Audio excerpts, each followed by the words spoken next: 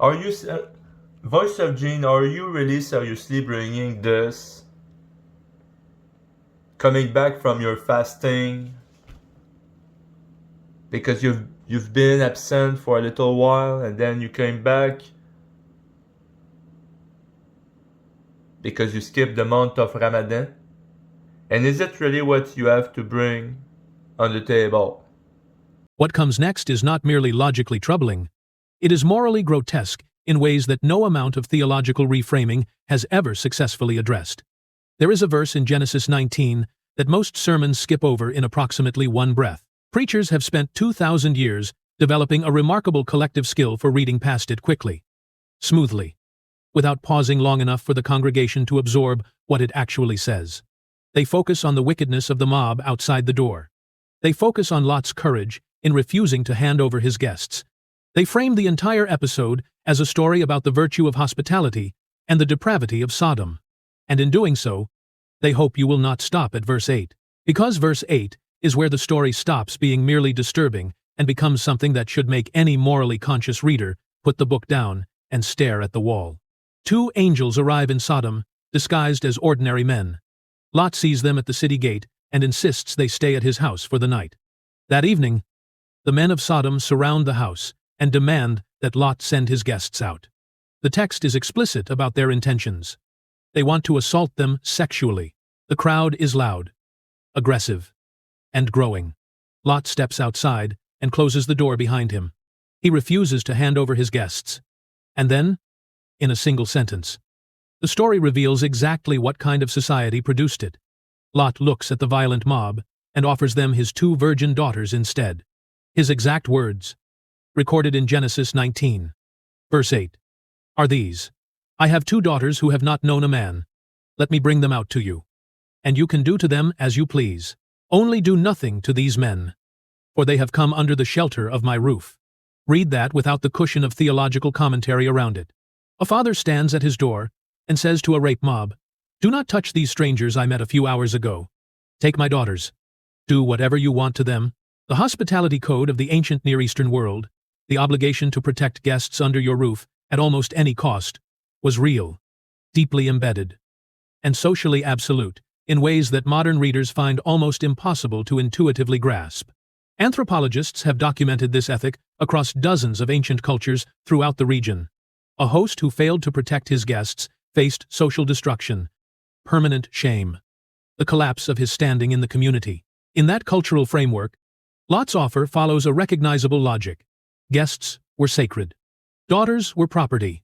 The calculus, horrifying as it is, was legible to the society that wrote it.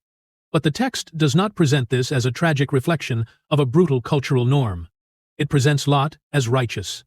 The New Testament confirms this reading explicitly. 2 Peter, chapter 2, verse 7 calls him righteous Lot, a man tormented by the lawless deeds of those around him. This is the man who attempted to negotiate his daughter's sexual assault, being held up as an example of virtue so notable that God specifically intervened to save him from the destruction he clearly deserved no more than anyone else. According to the scriptural record, Lot was among the most righteous people in Sodom. His righteousness was exceptional enough to merit divine rescue, and his idea of righteousness included offering his children to rapists to protect men he had known for less than a day. Now comes the part of this impossibility that the moral horror tends to obscure the logical contradiction buried inside it. When the mob refuses Lot's offer and begins pushing against the door, the 2 angels react. They pull Lot inside, and they strike the entire crowd with blindness. The threat is neutralized instantly. One gesture, and every man outside is suddenly unable to see. The crisis is over. The narrative moves on. But hold on. Go back. If these divine messengers had the power to blind an entire violent mob with a single supernatural act, why were they hiding inside the house in the first place? Why did they allow the situation to escalate to the point where Lot was standing at his door, offering his children to a crowd of attackers? Why did they stand silently inside while he tried to trade his daughters' bodies for their safety?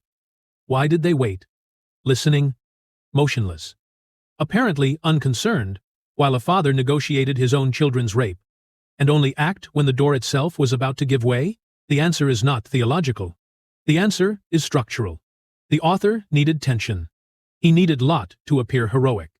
And heroes require danger to act against. So, the angels were written as temporarily vulnerable, genuinely threatened by a human mob, needing Lot's protection, unable or unwilling to use their power until the dramatic moment demanded it. Then, when the tension had been sufficiently built, they were written as suddenly powerful again, resolving the crisis with a gesture they could have made at any point during the entire preceding scene. The inconsistency is not ambiguous. It is the fingerprint of a human storyteller managing pacing and drama, not the record of a coherent supernatural event. But the deeper horror remains, and it is worth sitting with rather than rushing past. If the angels genuinely possess the power to end the threat from the very beginning, and the text confirms that they did, then they made a choice. They chose to remain silent while Lot offered his daughters to a violent crowd. They heard him say the words. They listened to him negotiate the sexual assault of his own children with a mob standing a few feet away. They did nothing. They said nothing. And these are the righteous messengers of a morally perfect God. What does it reveal about a divine moral framework when the agents of heaven permit a father to offer his daughters to rapists and intervene only when the plot requires a resolution? You were never supposed to ask that question. You were supposed to focus entirely on the wickedness of Sodom and absorb the lesson that God punishes the wicked. You were supposed to accept Lot's righteousness because the text announced it, without measuring his actual behavior against any recognizable moral standard. You were supposed to read verse 8 quickly and move on before the full weight of what it said could settle in your mind. This story was written by a society where women were property, where male guests ranked above daughters in the hierarchy of human value, where sexual violence against women existed on a negotiable spectrum. It embedded those assumptions into a narrative and called it divine truth. That is impossibility number 3.